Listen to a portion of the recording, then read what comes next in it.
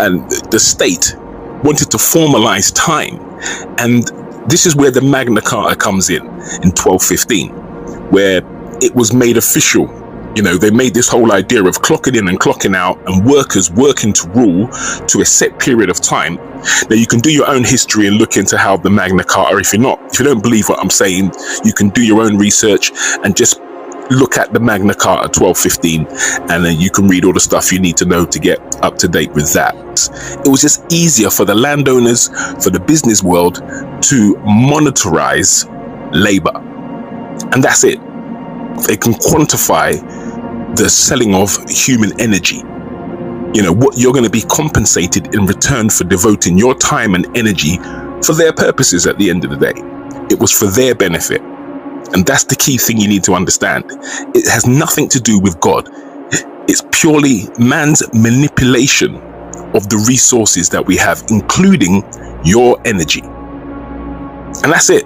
So which brings us up to the key part of this video. Are you really that old? If I was to ask you, what day was you born on? What is your birthday? How old are you? Or how old do you think you are? Let me deal with that for you. So how old really are you? Let's break it down. So you think you're 35, 21, 19, 50, 60, based on what? A calendar created by Pope Gregory in 1582? But in Ethiopia, it's still 2017, and your body doesn't care about birthdays. It doesn't care about the day of the week. It doesn't include a leap year. It ages based on your lifestyle, your stress, your joy, and your purpose. So how old really are you? Did you know that you're not as old as you think? Because time, how you measure it, how you live it, was designed to serve systems, not necessarily you and your best interests. But here's the part no one questions.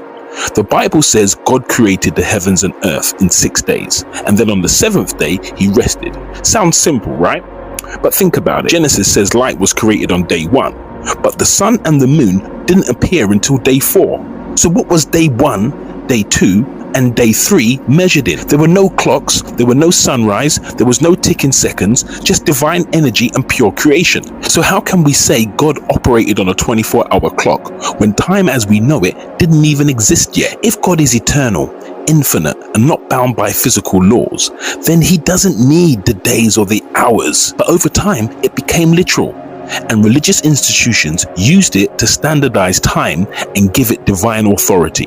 So they manipulated it and used it to give credence to what they wanted us to accept about what God intended for us. It was a control mechanism, and it's still alive and kicking today. That made it easier to